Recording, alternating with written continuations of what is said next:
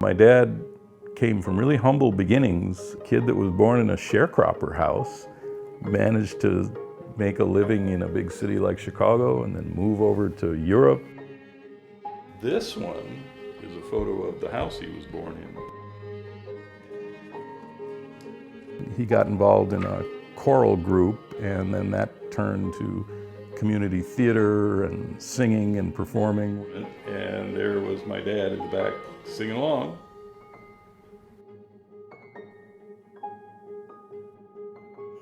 I had a few old scratchy recordings of his singing from many years ago. If ever I would leave you,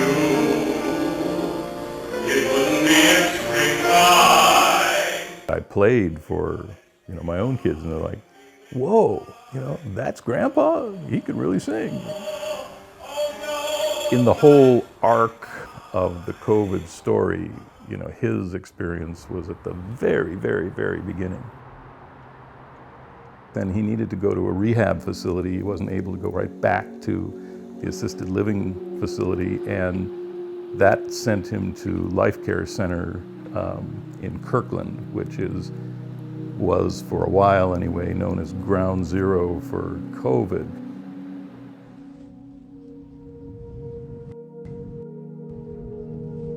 He was in a weak condition when he got there, and so when the virus made its way to him, it was, he was pretty vulnerable, and so he contracted the virus, and it really didn't take long. I mean, it was a matter of days from being, we think, infected and then him passing away. But we all felt like, he was ready to, go on to the next life.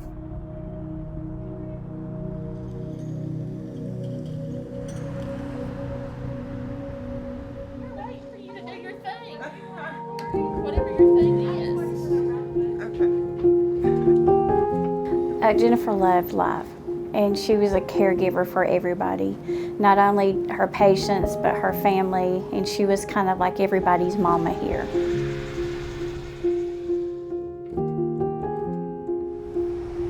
She got sick in November, and we'd had several employees, we were starting to see employees throughout, randomly get COVID. Jennifer texted me when she was sick. We had worked together the night before the night of the election, and that was the last time I worked with her.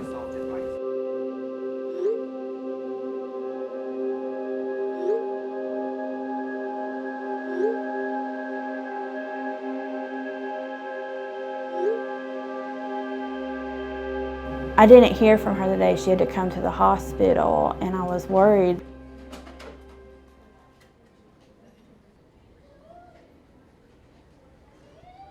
On December the 14th, her husband called me a little bit after midnight to tell me. And the first thing I did was I text Krista.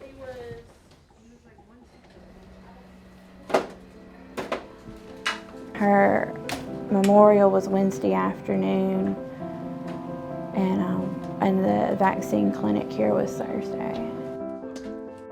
The clinic was the day after the memorial, and it was such a blur.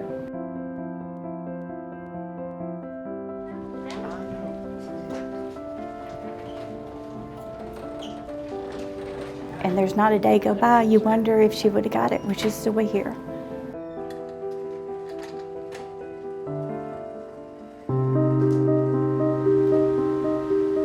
Every day before he left for work, he would always give me a kiss on the forehead, on the lips. I'm gonna miss that. He would do that every time he would leave. It's gonna be a big void with the family and with me, because that's all I know.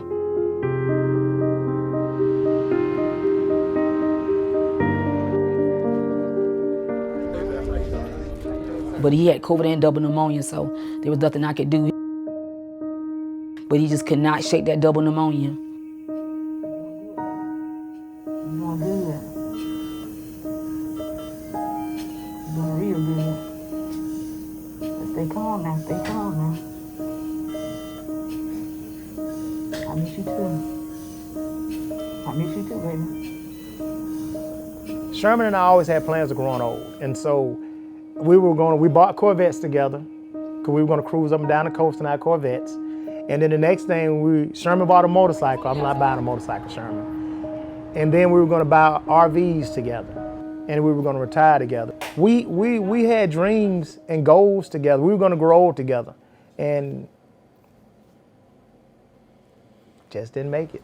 God had other plans.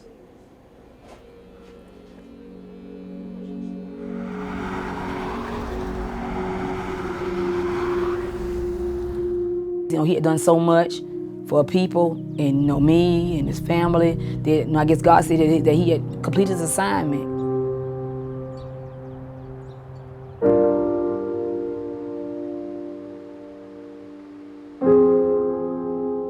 He loved little treasures, little chocolates, music. He collected and books. I mean, he was a very avid collector. Everything that he accumulated was like a little treasure that he loved.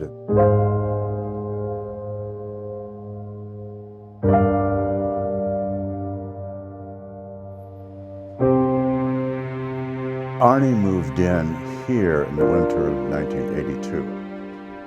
We fell deeply in love, and we've been life partners ever since.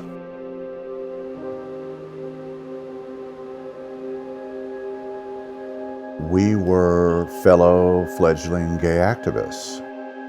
There we were, you know, coming of age and developing our relationship with each other in those very fraught years. And he continued his activist work on multiple fronts. He wrote lots of articles for the gay press.